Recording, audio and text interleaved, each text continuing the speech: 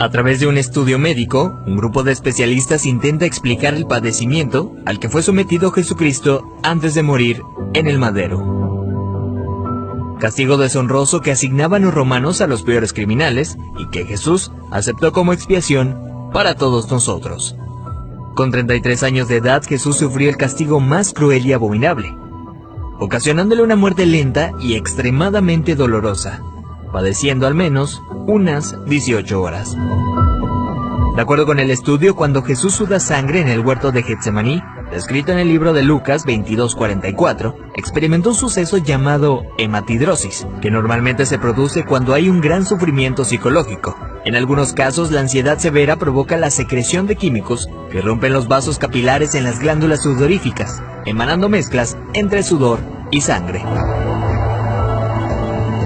La madrugada en la que Jesús fue arrestado, ya debilitado por lo que le habría sucedido en el huerto, fue llevado ante Sanedrín y Caifás, el sumo sacerdote. Fue golpeado por los soldados, quienes le pusieron una venda en los ojos para burlarse de él, le escupían y le abofeteaban. Para este entonces, a raíz de los golpes, ya su rostro empezaba a hacerse irreconocible debido a la hinchazón.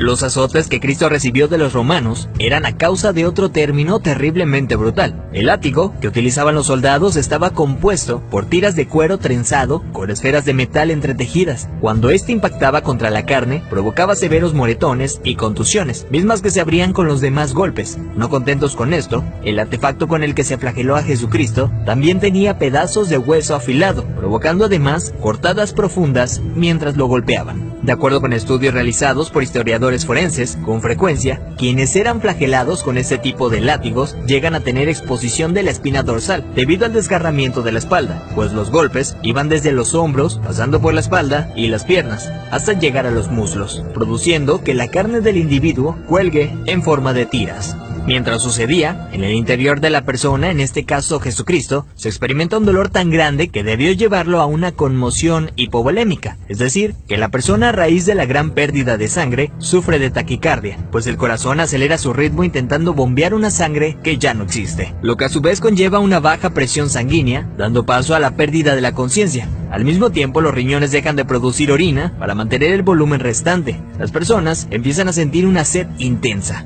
como reacción del cuerpo para intentar reponer la sangre perdida. Para este entonces Jesús estaba tan débil que caminar debió ser extremadamente difícil. Aún así tuvo que cargar el pesado madero de aproximadamente 75 kilogramos hacia el lugar de su ejecución. Durante el trayecto nuestro Señor fue humillado, escupido, despreciado por la multitud hasta que se desplomó. Evento que sirvió para que un soldado romano le diera la orden a Simón que llevara el madero un tiempo por él.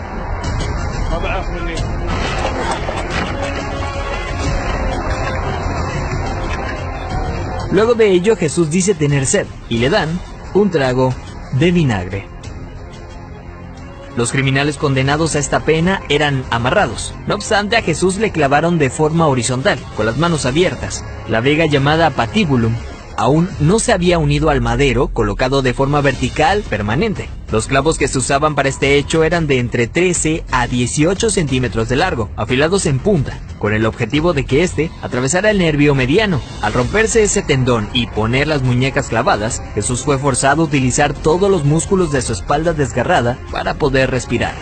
Ya colgado, casi sin poder respirar, al clavarle los pies en el madero, triturando los nervios de los pies, debió haber sufrido dislocación de los hombros, situación que se confirma en el Salmo 22:14, cuando dice: «Dislocados están todos mis huesos». Lo siguiente es una muerte lenta por asfixia.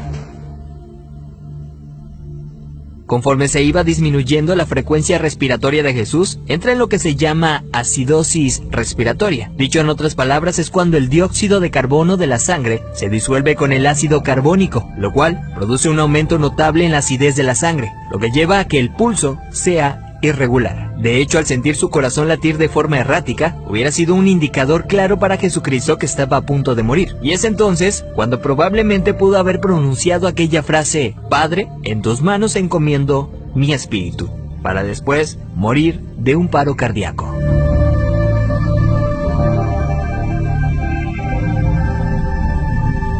A diferencia de otros crucificados, los huesos de Jesús no fueron quebrados. Esto lo hacían para evitar que las personas que pasaban por esto subieran las piernas hacia arriba y con estas se ayudaran para poder respirar. Así, la muerte era rápida en cuestión de unos minutos. Sin embargo, Jesús no pasó por esto, y se sabe porque en registros romanos, allá 2 años después, soldados describen el hecho, confirmando lo que ya estaba predicho en el Antiguo Testamento acerca del Mesías, donde se menciona que ningún hueso será quebrado. Salmos 34:20. Según dichos registros, un soldado romano clavó en Jesús una lanza en el costado derecho para confirmar su deceso. La lanza penetró el corazón, por tanto cuando sacó la lanza, del orificio salió un fluido claro como el agua, seguido de un gran volumen de sangre, tal como lo describe el apóstol Juan en su Evangelio, testigo presencial de los hechos.